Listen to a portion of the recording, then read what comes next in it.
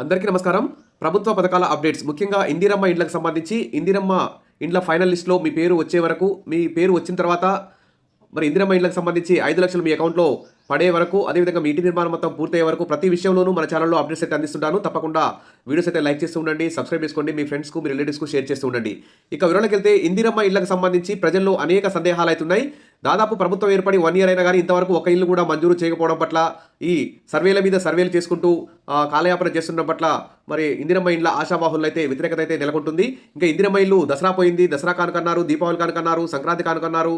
మరి సంక్రాంతి దగ్గరకు వస్తుంది. ఇంతవరకు మరి ఇందిరమ్మ ఇళ్లకు సంబంధించి ఎలాంటి గ్రామాల వారీగా అసలు ఏ గ్రామానికి ఎన్ని ఇళ్ళు కేటాయించారు, ఏ జిల్లాకి ఎన్ని ఇళ్ళు కేటాయించారనే విషయాలు కూడా అప్డేట్ అయితే ఇంకా క్లారిటీగా చెప్పలేదు ప్రభుత్వం. అదేవిధంగా ప్రజాపాలనలో అప్పుడు ఇందిరమ్మ ఇండ్ల కోసం, రేషన్ కార్డుల కోసం అప్లై చేసుకున్నారు చాలామంది.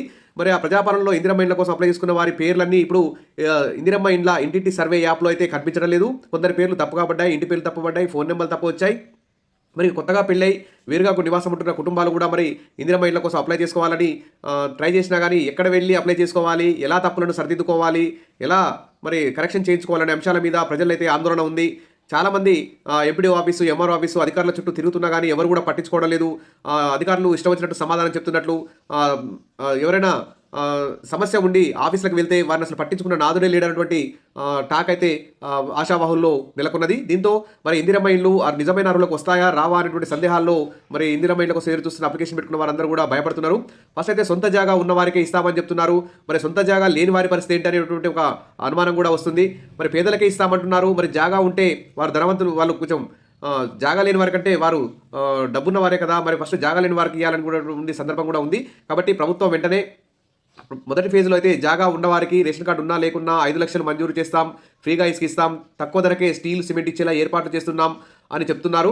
మరి దీనికి సంబంధించి సెకండ్ ఫేజ్లో మరి వెంటనే ఫస్ట్ ఫేజ్ సంబంధించి సంక్రాంతి వరకు దాదాపు ఇప్పుడు 80% సర్వే పూర్తయింది. సంక్రాంతి వరకు ఈ సర్వే మొత్తం పూర్తయి గ్రామాల వారీగా ఇందిరమ్మ కమిటీలు, గ్రామ సభల ఆధ్వర్యంలో సెలక్షన్ లిస్ట్ కూడా తయారు చేసి నిజమైన అర్హులకు ఇవ్వాలి. మరి సెకండ్ ఫేజ్లో జాగా లేని వారికి జాగా ఇచ్చి 5 లక్షలు ఇస్తూ వెంటనే సెకండ్ ఫేజ్లో కూడా లిస్ట్ తయారు చేయాలని చెప్పేసి ప్రజలందరూ కూడా భావిస్తున్నారు. దీని మీద ఖచ్చితంగా జనవరి 4న జరిగేటువంటి క్యాబినెట్ సమావేశంలో ఖచ్చితంగా నిర్ణయం తీసుకొని ఒక క్లారిటీ ఇచ్చి ఇందిరమ్మ ఇళ్ల ఆశావాహుల్లో ఉన్నటువంటి కన్ఫ్యూజన్ని తొలగించాలని చెప్పి అందరూ కూడా భావిస్తున్నారు. ఇక ఇందిరమ్మ ఇళ్లకు సంబంధించి వివిధ సమస్యలు ఉన్నాయి. దానికి సంబంధించి ఇక జిల్లాల వారీగా టోల్ ఫ్రీ నెంబర్ విడుదల చేస్తామన్నారు. ఇంకా విడుదల చేయడం లేదు. వెంటనే టోల్ ఫ్రీ నెంబర్ కూడా విడుదల చేయాలని చెప్పేసి కోరుతున్నారు. అదేవిధంగా ఇప్పుడు ఇచ్చే 5 లక్షలు కాకుండా 10 లక్షలు ఇందిరమ్మ ఇళ్లకు మంజూరు చేయాలి. తర్వాత 4 దశల్లో 5 లక్షలు ఇవ్వడం కాకుండా ఒకేసారి లబ్ధిదారులకు ఇందిరమ్మ ఇళ్లకు సంబంధించి మొత్తం ఒకేసారి అమౌంట్ వేస్తే వారు అప్పులు చేయకుండా సొంత ఇల్లు కట్టుకునే అవకాశం ఉందని చెప్పేసి కూడా ప్రజల్లో టాక్ అయితే ఉంది. ఇంకా దీనికి సంబంధించి ఇందిరమ్మ ఇళ్లకు సంబంధించి ఇంకా ఏమైనా డౌట్స్ ఉంటే మన ఛానల్లో కామెంట్ సెక్షన్లో పెట్టండి. ఇక క్లియర్ చేద్దాం. జనవరి 4 తెలంగాణ క్యాబినెట్ సమావేశంలో మరి ఇందిరమ్మ ఇళ్లకు సంబంధించి ఫుల్ క్లారిటీ వచ్చే అవకాశం ఉంది. ఇక దాని మీద అప్డేట్ రాగా అందిస్తాను. ఇక వివరాలకు వెళ్తే ఇందిరమ్మ ఇళ్ల స్కీమ్ అప్డేట్స్ గురించి నగరంలో దరఖాస్తులు భారీగా, అంటే హైదరాబాద్లో అప్లికేషన్లు బాగా వచ్చాయి, ఖాళీ జాగాలు తక్కువ ఉన్నాయి. రాష్ట్ర వ్యాప్తంగా గ్రామీణ ప్రాంతాల్లో కూడా మరి చాలా ఇందిరమ్మ ఇళ్ల కోసం చాలా అప్లికేషన్లు అయితే వచ్చాయి. కాకపోతే గ్రామీణ ప్రాంతాల్లో జాగా దొరకడం ఈజీ, కానీ పట్టణాలు మరి హైదరాబాద్ లాంటి, వరంగల్, కరీంనగర్ ఇలాంటి పట్టణాలు, నగరాల్లో అయితే మరి ఖాళీ జాగాలు దొరకడం చాలా కష్టమవుతుంది. చాలా విలువైన భూములు ఉంటాయి కాబట్టి మరి పేదవాళ్ళకి ఖాళీ ప్లాట్ దొరకడం చాలా కష్టంగా ఉంది. దీనికి సంబంధించి ఒక అప్డేట్ చూస్తే నగరంలో దరఖాస్తులు భారీగా, ఖాళీ జాగాలు తక్కువగా అంటూ ఇక్కడ గ్రామాలతో పోలిస్తే నగరంలో సొంత స్థలాలు ఉన్నవారు చాలా తక్కువగా ఉన్నారు. ఇతర కార్పొరేషన్లు, మున్సిపాలిటీలో ఇదే పరిస్థితి ఉంది. మరోవైపు గ్రామాల్లో మాత్రం ఇందుకు పూర్తి భిన్నంగా ఉంది. ఇతర మున్సిపాలిటీలు, కార్పొరేషన్ల పరిధిలోనూ ఇదే స్థితిను కనిపిస్తుంది. ఇప్పటికే సొంత స్థలం ఉన్నవారికే ప్రాధాన్యత ఉంటుందని రాష్ట్ర ప్రభుత్వం ప్రకటించిన సంగతి తెలిసిందే. ఆ తర్వాత దశలో స్థలంతో పాటు ఇంటి నిర్మాణానికి మరి ప్రభుత్వం తరపున 5 లక్షలు అందిస్తామని చెప్పింది. ఈ క్రమంలో మొదటి విడతలో ఖాళీ జాగా ఉన్నవారికే ఈ ఇందిరమ్మ ఇళ్ల స్కీమ్ అయితే చెందుతుంది. కాబట్టి మరి హైదరాబాద్ పరిధిలో 10 లక్షల పైగా దరఖాస్తులు వచ్చాయి. మరి శివారు ప్రాంతాల్లో కొంతమందికి స్థలాలు ఉన్నప్పటికీ సిటీ మధ్యలో ఉన్నటువంటి వారికి మాత్రం ప్లాట్లు అయితే లేవు. మరి గ్రేటర్ హైదరాబాద్ పరిధిలో జాగాలు ఉన్నవారు తక్కువ సంఖ్యలో ఉన్నట్లు అధికారులు చెప్తున్నారు. అయితే ఇక్కడ సర్వే పూర్తయితే మరికొన్ని వివరాలు బయటకు వచ్చే అవకాశం ఉంది. హైదరాబాద్లో సగానికి పైగా సర్వే పూర్తయింది. ఇక వరంగల్ కార్పొరేషన్తో పాటు ఇతర మున్సిపాలిటీలు ఖాళీ స్థలాలు తక్కువగానే ఉంటున్నాయి. కాబట్టి కేంద్ర ప్రభుత్వం అమలు చేసే ప్రధానమంత్రి ఆవాస్ యోజన స్కీమ్లో అర్బన్ ఏరియాలో నిర్మించే వాటికి ఎక్కువ నిధులు జారీ అయ్యే అవకాశం ఉంది. ఒక్కో ఇంటికి 1,50,000 ఫండ్ అందుతుంది. మిగతాది రాష్ట్ర ప్రభుత్వం భరించాల్సి ఉంటుంది. కానీ అర్బన్ ఏరియాలో లక్షలాది దరఖాస్తులు వచ్చినప్పటికీ వీరిలో చాలా మందికి సొంత స్థలం లేదు. కాబట్టి మరి అర్బన్ ఏరియాలో ఇందిరమ్మ ఇళ్ల నిర్మాణం అనుకున్నంత స్థాయిలో జరుగుతుందా లేదా అనేది ప్రశ్నగా మారింది. మరి ఈ స్కీమ్ కోసం లక్షలాది మంది దరఖాస్తు చేసుకోగా ప్రస్తుతం ప్రభుత్వం యాప్ ద్వారా ఇందిరమ్మ ఇళ్ల సర్వే జరుగుతుంది. సంక్రాంతిలోపే పూర్తి స్థాయిలో సర్వే ప్రక్రియ పూర్తయ్యే అవకాశం ఉంది. సర్వేయర్లు దరఖాస్తుదారుని పూర్తి వివరాలను అయితే అప్లోడ్ చేస్తున్నారు. మరి ఈ సర్వేతో పాటు లబ్ధిదారుల ఎంపిక వరకు ఎలా జరగబోతుందనేది అందరిలోనూ ఆసక్తికరంగా ఉంది. లక్షలాది దరఖాస్తులు రావడంతో అసలైన అర్హుల ఎంపిక ఎలా అనేది అధికారులకు సవాల్గా మారింది. ఈ క్రమంలోనే కూడా సాంకేతికతతో కూడిన ఇందిరమ్మ ఇళ్ల యాప్ సర్వేనైతే చేస్తున్నారు. ఇక వేగంగా ఇందిరమ్మ ఇళ్ల సర్వే చేయాలి. ఇక జిల్లాల్లో చూస్తే దాదాపు 82% వరకు సర్వే పూర్తయింది. అలాగే డబుల్ బెడ్రూమ్ ఇళ్లపై కూడా ఆరా తీస్తున్నారు. మరి ఎక్కడ డబుల్ బెడ్రూమ్ ఇళ్ళు మధ్యలో ఆగిపోయినాయి. గత ప్రభుత్వంలో మంజూరైన ఇళ్ల సంగతి ఏంటి, మరి వాటికి సంబంధించి కూడా బిల్లులు మంజూరు చేస్తున్నారు అని ప్రభుత్వం అయితే రేపు జనవరి 4వ తేదీన క్లారిటీ ఇవ్వాల్సి క్యాబినెట్ మీటింగ్లో క్లారిటీ ఇచ్చే అవకాశం ఉంది. ఇక 74% పూర్తయిన ఇందిరమ్మ ఇళ్ల సర్వే ప్రజాపాలనలో కార్యక్రమంలో దాదాపు చాలా 80 లక్షల దరఖాస్తులు అయితే వచ్చాయి. ఇప్పటి వరకు 60 లక్షల దరఖాస్తులు అయితే సర్వే నిర్వహించారు.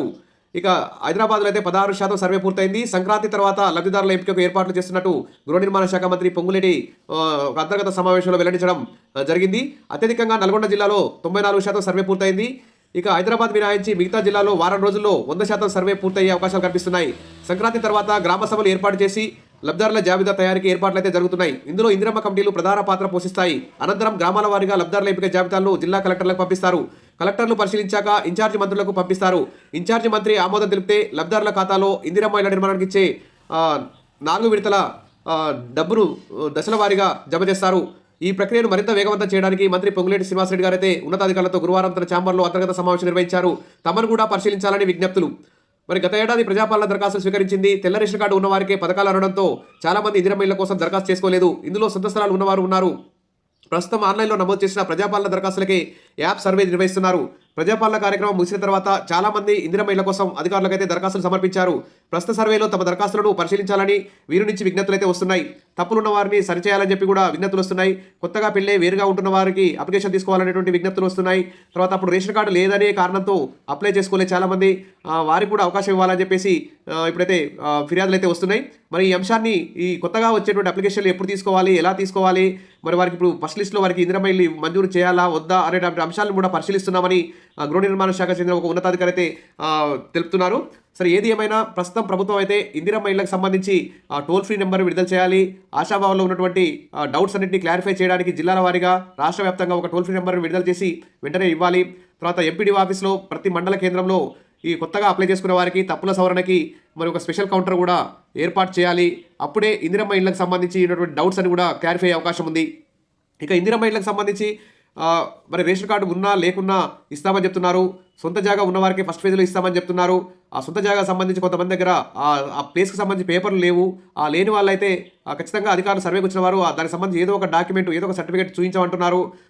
లేకున్నా కానీ ఆ జాగా వారిదని అక్కడ నిర్ధారణ అయితే ఆ జాగాకు సంబంధించి ఎలాంటి పత్రాలు లేకున్నా యాప్లో అప్లోడ్ చేయాలని చెప్పేసి అధికారులకు ఆదేశాలు అయితే ప్రభుత్వం క్లారిటీ ఇవ్వాలి.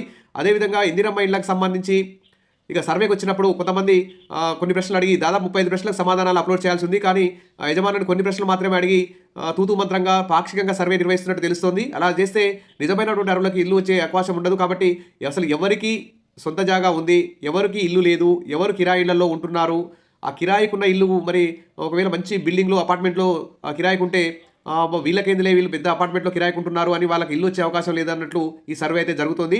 మరి కాబట్టి ప్రభుత్వం రేపు జనవరి 4న నిర్వహించే క్యాబినెట్ సమావేశంలో ఇందిరమ్మ ఇళ్లకు సంబంధించి ఆశాభావంలో ఉన్న సందేహాలను మొత్తం నివృత్తి చేయడానికి ఒక క్లారిటీ ఇవ్వాల్సి ఉంది. మంచి మార్గదర్శకాలు విడుదల చేయాల్సినటువంటి అవసరం ఉంది. కాబట్టి వెంటనే ఇందిరమ్మ ఇళ్లకు సంబంధించి ప్రభుత్వం కీలక నిర్ణయాలు క్యాబినెట్ సమావేశంలో తీసుకోవాలి. టోల్ ఫ్రీ నెంబర్ విడుదల చేయాలి. తప్పులను సరిచేసే విధంగా యాప్లో ఎడిట్ ఆప్షన్ ఇవ్వాలి. ఇక కలెక్టర్లు కూడా ఎప్పటికప్పుడు సర్వే ఏ విధంగా జరుగుతున్నటువంటి స్ట్రిక్ట్గా ఆదేశాలు జారీ చేసి ఒక చర్యలు తీసుకోవాలి. అదేవిధంగా ఇందిరమ్మ ఇళ్లకు సంబంధించి ఫ్రీగా ఇసుక కూడా సప్లై చేస్తామంటున్నారు. తక్కువ ధరకే స్టీల్ సిమెంటు సప్లై చేస్తామంటారు. ఇది ఒక గుడ్ న్యూస్ అని చెప్పుకోవచ్చు. లబ్ధిదారులకు దాదాపు ఒక 50-60 వేలు డబ్బులు మిగిలే అవకాశం ఉంది. కాబట్టి ప్రభుత్వం వెంటనే సంక్రాంతి వరకు గ్రామాల వారీగా ఏ గ్రామానికి ఎన్ని ఇళ్ళు వచ్చాయో డిక్లేర్ చేసి ఇందిరమ్మ కమిటీలు గ్రామ సభల ఆధ్వర్యంలో సెలక్షన్ లిస్ట్ పెట్టాలని చెప్పేసి కోరుకుంటున్నారు. అప్డేట్ ఆగా అందిస్తాను. ప్రతిరోజు సబ్స్క్రైబ్ చేసుకోండి, వీడియోస్ లైక్ చేసి ఉండండి. Thank you.